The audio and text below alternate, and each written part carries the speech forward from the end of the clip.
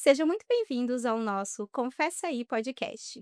Aqui é um espaço especial para abrir o coração, explorar tudo sobre a vida de forma leve, divertida e com muito significado. Prepare-se para histórias inspiradoras, uma boa dose de café e dicas valiosas. Eu sou Daiana Russo, psicóloga, e o bate-papo de hoje é sobre alegrias e desafios dessa profissão tão linda, a psicologia. Então, pegue sua xícara, acomode-se e vem com a gente nesse confessionário.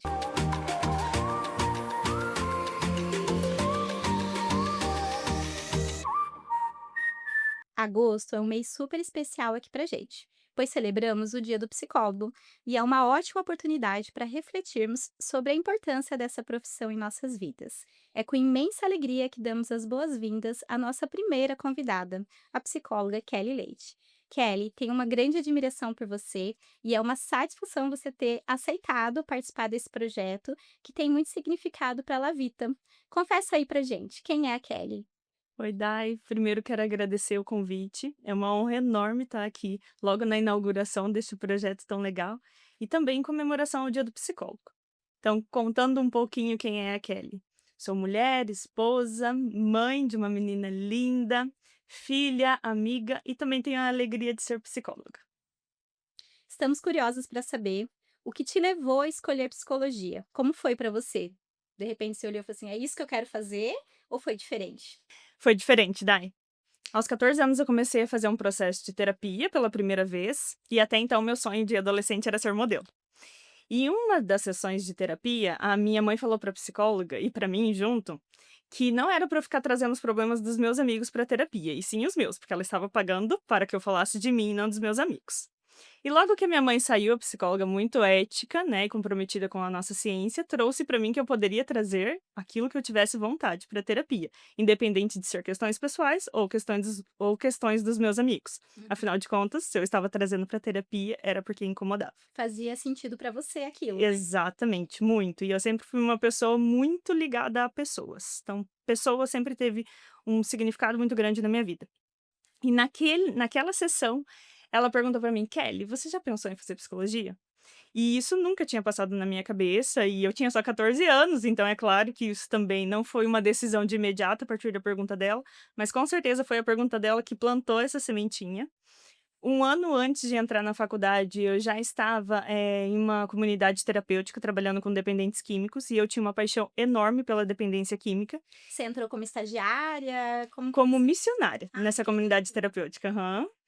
E aí eu por lá eu fiquei uns 4 anos nesse trabalho com a dependência química, e a psicologia era uma ciência extremamente necessária para quem infelizmente, né, sofre trabalha com a com isso? doença. E aí eu falei: "Não, é a psicologia", sempre muito norteada com essa pergunta dela. E a psicologia vai me trazer isso que eu quero para poder ajudar essas pessoas que também convivem com a dependência química, e foi a partir daí que eu tomei a decisão de fazer. Que legal, Kelly. E durante quando você entrou, né, na jornada da faculdade ali, como que foi esse processo? Você se descobriu fazendo a faculdade, você se viu ali ou você tomou um susto, assim, né? Porque às vezes a gente entra numa expectativa, né? Sim. 5 anos de faculdade, várias abordagens, né? Como que foi nesse decorrer, assim? Você já se viu ali naquela profissão ou você foi se apaixonando durante o curso? Com certeza era psicologia, desde o início, né. Me apaixonei pelo curso, durante toda a graduação eu continuei nesse desejo e nesse encanto pela dependência química, então a maior parte dos meus estágios foram norteados em comunidade terapêutica também, mais na área social em relação à dependência química e não me via fazendo outra coisa a não ser sendo psicóloga. Que legal. E tem uma situação que acontece quando a gente se forma, que é ou uma alegria ou uma angústia na formação, né? Quando a gente pega o canudo, e agora o que que eu faço com isso? E de repente vem o CRP. Como que foi esse sentimento seu? Você entendeu que tô pronta para o mundo, venha pacientes, vou abrir a agenda, ou meu Deus do céu, o que que eu vou fazer com isso agora? Como que foi? Com certeza a segunda opção. Acho que a gente nunca tá pronta, né, hoje eu tenho 11 anos formada e continuo não estando pronta e vou continuar sem estar pronta, porque isso me leva a buscar conhecimento sempre. Mas quando eu me formei, eu ainda, né, como eu comentei, estava nessa área total voltada para dependência química, porém precisava trabalhar. E aí eu lembro que a única vaga para psicólogo na época aqui em Cascavel era em um frigorífico, né, então na organizacional em uma empresa. E aí eu precisava trabalhar, me candidatei para a vaga e entrei sem ter a menor conhecimento de psicologia organizacional. E eu lembro no primeiro dia, quando eu fui fazer o meu exame admissional, um rapaz me acompanhou até o ambulatório, né, e foi me apresentando para as pessoas de setor em setor, e quando ele falava: "Essa é a nova psicóloga", aquilo me subia um frio, né, na barriga pensando: "Meu Deus, Responsabilidade. agora é pra jogo mesmo, né". Então, com certeza não me sentia pronta.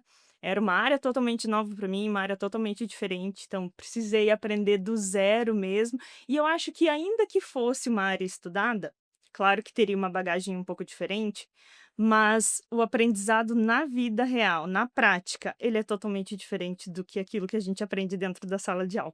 Então essa prática ela é muito importante pra gente e com certeza ela só acontece vivendo. E você trouxe um pouquinho, Kelly, da organizacional, né, e que é algo que a gente tem em comum, né, que Sim. tem uma paixão, né, eu particularmente é algo que faz muito sentido para minha vida, eu vejo como o quanto a psicologia ela impacta vidas dentro das empresas, né. Enquanto a gente está atuando, a gente escuta pessoas que nunca ouviram o quanto ela é capaz, nunca tiveram essa oportunidade mesmo de ter um psicólogo ali para uma escuta ativa, acolher uma situação familiar para aquele profissional conseguir manter, né, aquele vínculo e entregar também, né, e se desenvolver. Como que foi, como que é para você organizacional, né, você começou lá atrás, mas se mantém também, né, você Sim. atua ainda hoje, né, como organizacional. Sim. Como que você vê? Porque, durante a faculdade, como você bem trouxe, a gente quase não tem, né, são poucos e quando tem, assim, é pouquíssimo, muito leve, é uma Uhum. uma coisa muito estruturada, que não é de fato a prática, né. Sim. E o que eu senti na faculdade, não sei se você também, eh, poderia muito mais, né, mostrar muito mais quanto a psicologia organizacional também pode impactar vidas e de uma forma muito maior, né. Claro que é muito diferente a prática do que o consultório, Uhum. mas que também é uma prática e também é muito importante. Como que é a sua relação hoje, né, qual que é o teu sentido com a organizacional? Daí realmente foi uma relação, assim, muito nova, pra mim, organizacional. Na faculdade eu não tive praticamente nada, eu lembro vagamente de uma aula de avaliação psicológica onde a professora trouxe a questão do recrutamento interno, recrutamento externo. E isso me fez pensar que essa era a área que eu menos queria, porque para mim trabalhar na organizacional e com empresas era só colocar pessoas dentro de quadradinhos, "Ah, você serve para mim, você não serve". O que é vendido hoje, né. É. "Nossa, vai para organizacional". E aí eu achava essa parte mais fria da psicologia, como assim, né, uma pessoa totalmente ao contrário do que eu sou, afetuosa, nã vai de repente enquadrar pessoas e dizer essa sim, essa não. Então eu achava uma parte muito fria da psicologia, isso não me trazia nenhum encantamento, nenhum desejo, nada, mas como eu disse antes, eu precisava trabalhar. Então eu realmente fiz a pós-independência química, mas eu comecei a circular ali dentro e conhecer também um pouquinho. E aí, assim, uma coisa que eu acho genial é quando a gente fala em psicologia dentro das empresas, né, eu fiz pós em dependência química, depois em prevenção do suicídio, daí parecia meio desconexo. O que que tem a ver uma psicóloga com formação, com especialização em dependência química e prevenção do suicídio dentro de uma empresa? E depois eu fui entender que tem tudo a ver, porque dentro de uma empresa tem pessoas e é isso que a gente faz, né? E eu fui me apaixonando com tantas coisas que foram sendo possíveis serem feitas a partir da psicologia dentro. E eu percebi tantas possibilidades de mudança, de crescimento, de evolução, de auxílio, de relações, inclusive através da minha relação com o trabalho, né? Então, eu tive uma relação com o trabalho em um tempo também que era muito negativa, e depois eu mesma consegui reverter isso a um ponto de se apaixonar por aquilo sem que o ambiente mudasse, eu mudei, Hum. né. Então hoje eu defendo muito a felicidade corporativa, eu acho sim que é totalmente possível a gente ser feliz dentro do horário de trabalho, inclusive acho que seria muito injusto, né, a gente deixar para viver ou ser feliz apenas após os 18 ou só os finais de Pouco tempo, semana, né, de a conta não felicidade. fecha, né, a conta não fecha. Eu sempre tive a sorte de ter líderes que foram incríveis, inspiradores, que me ensinaram muito sobre isso também. Sempre tive a sorte de construir muitos vínculos de amizade dentro do ambiente de trabalho. Então, isso é uma coisa que me faz brilhar os olhos e que me faz desejar que outras pessoas também vivam isso que eu vivi. né, que não é uma exclusividade, que todo mundo pode sim construir vínculos, não que a gente precise ser amigo de todo mundo, né, mas há possibilidade de construir vínculos verdadeiros e duradouros dentro do espaço de trabalho. E quando a gente vai para o organizacional, acho que é isso que a gente faz, a gente olha para pessoas. Então a gente diminui um pouquinho o volume de processos, de faturamento, de resultados, de metas, e a gente olha para o Carlos, para a Ana, para a Maria, para quem de fato está por trás disso tudo e que deveria estar na frente.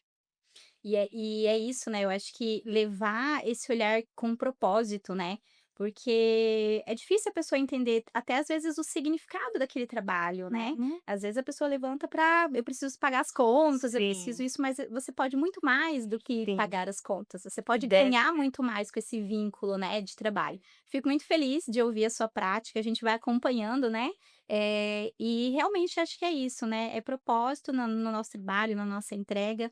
E aí pensando em todas essas histórias, né, que você já vivenciou, o que que você pode compartilhar, né, com a gente, a parte mais alegre, né, da Uhum. psicologia? Porque a gente sabe que tem alguns desafios, a gente já vai falar sobre isso, mas alguma história que te marcou, que a psicologia te marcou, né, Uhum. em si, tem alguma que você pode contar aqui pra gente?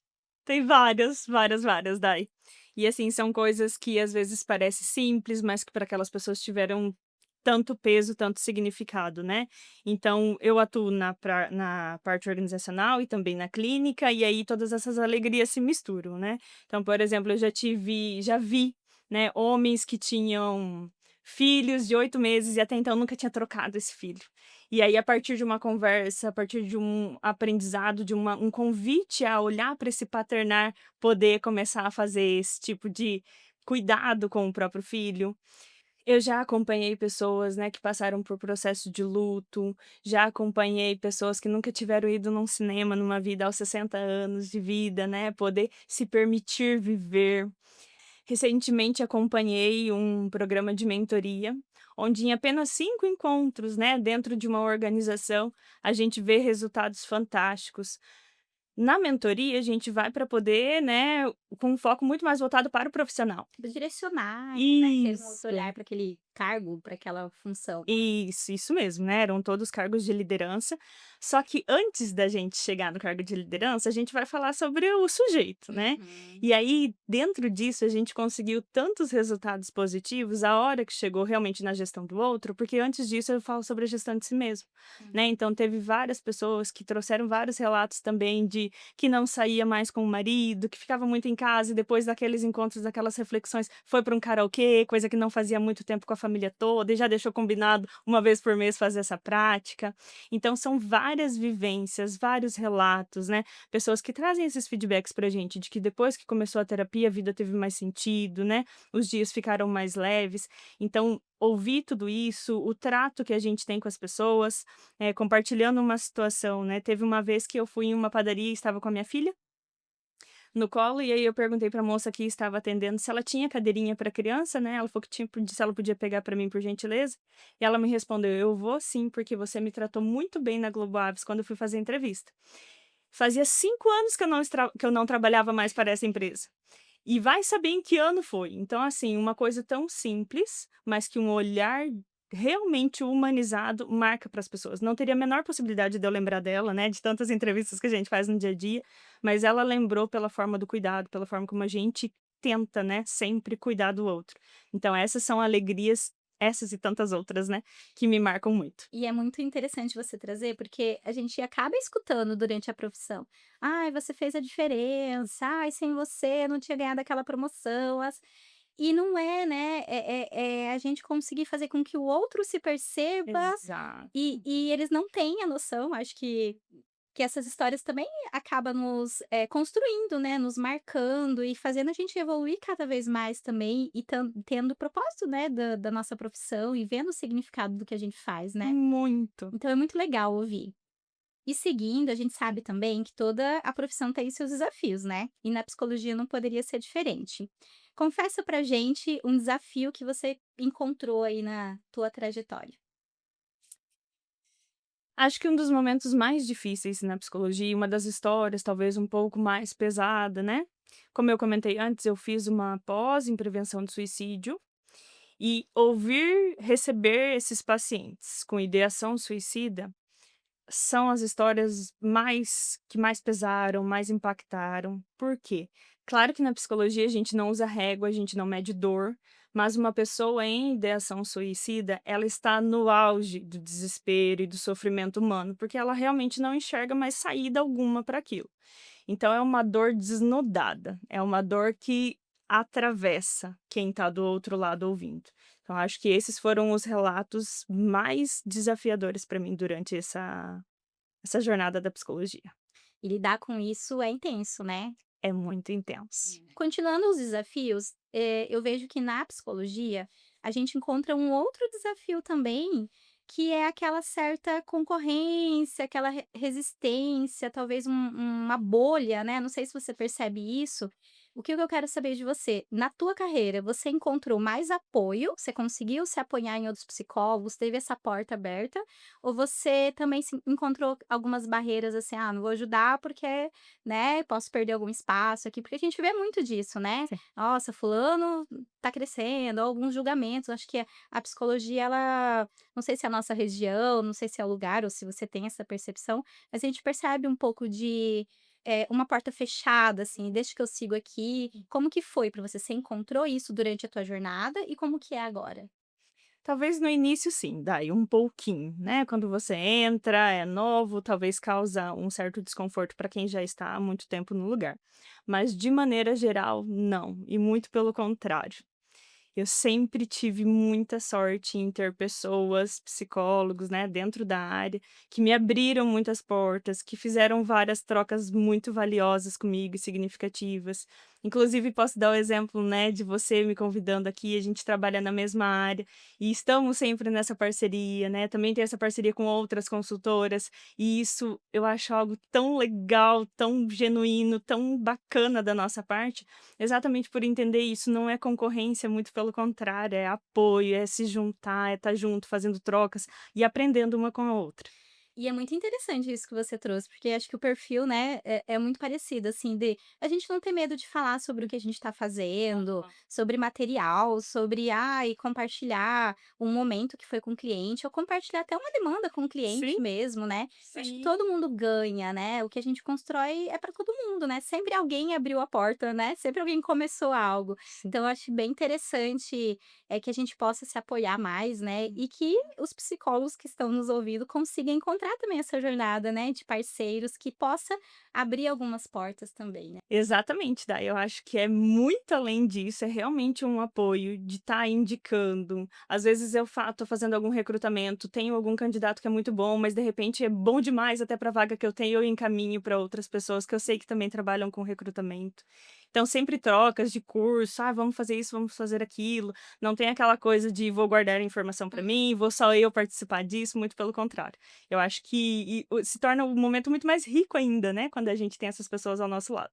E todo mundo cresce, né. A Todo gente mundo. aprende tanto com quem tá começando ou com quem tá já, né, há muitos anos fazendo essa prática. Eu acho que é muito rico isso, né, a gente também estar nesse lugar de aprender também, a gente não sabe tudo, né. Não. E tem tantas coisas novas e tantas coisas acontecendo. E pensando nessas coisas novas, a psicologia ela vem mudando muito, né, Kelly. Se a gente voltar o estudo, como era a prática antes, tem muitas coisas novas. Como que você vê essas mudanças que vêm ocorrendo? Você tem alguma visão positiva das mudanças ou algo que você fala assim: "Ah, isso aqui eu acredito que pode ser um pouco negativo", como que você percebe isso? Eu vou trazer mais para nossa área, que é uma mudança que para mim é muito grande e que eu venho percebendo há 10 anos atrás, na época da nossa formação, que a gente comentou aí agora. Então, na nossa época, na minha época pelo menos, né, a gente não tinha psicologia organizacional na nossa grade curricular. E com o passar do tempo, quando eu ia fazer vagas, por exemplo, porque eu precisava de psicólogo, né, dentro das empresas, e as candidatas traziam esse, ai, porque eu sou apaixonada pela organizacional, porque eu quero fazer pós, nós ficava, gente, não é possível, né? Eu acho que elas estão falando isso só para conseguir a vaga. Uhum. E com o tempo eu fui vendo que não. Isso é algo que eu vejo como muito positivo, né? As empresas e as pessoas saem ganhando muito, porque agora, de fato, temos muitos profissionais interessados na área, né? Seja com consultoria, seja dentro das organizações. Então, eu acho que a gente ganhou muito com isso. E também com a pós-pandemia, né? Pós-pandemia, muita coisa passou a ser online, inclusive a terapia, o que facilitou o acesso para muitas pessoas. E que teve algumas resistências, né, da Exato. prática, né, teve muitas discussões sobre isso, né. Sim, exatamente, né, até que fosse regulamentado, até que todo mundo se acostumasse, né. Eu mesma no começo fiquei: "Não vou fazer atendimento", né. Até hoje, claro que eu prefiro muito mais o presencial, mas tenho muitos casos de atendimento clínico que já dei alta para vários inclusive, e que sei que de fato foi da mesma forma como se fosse presencial, né. Então isso possibilitou pessoas que moram de repente em cidades que não têm tantos profissionais, pessoas que moram fora do país e que não falam fluentemente a língua de lá e conseguem fazer terapia com psicólogos brasileiros. Então eu acho que esse avanço da psicologia também pro digital facilitou e levou a psicologia para dentro da casa de muita gente.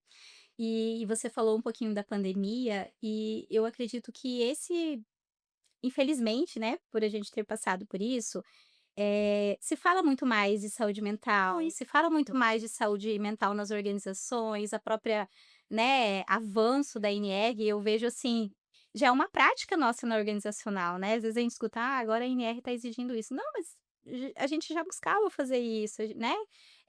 Então acho que toda essa mudança, esse olhar para a saúde mental também foi um avanço pós-pandemia, né. Isso. E assim, falando de diferenças também, né, de coisas que mudaram, uma coisa que eu vejo muito visível, na época em que eu fiz faculdade, 2009, né, iniciei, ainda era tabu fazer terapia, psicólogo e tudo aquela coisa.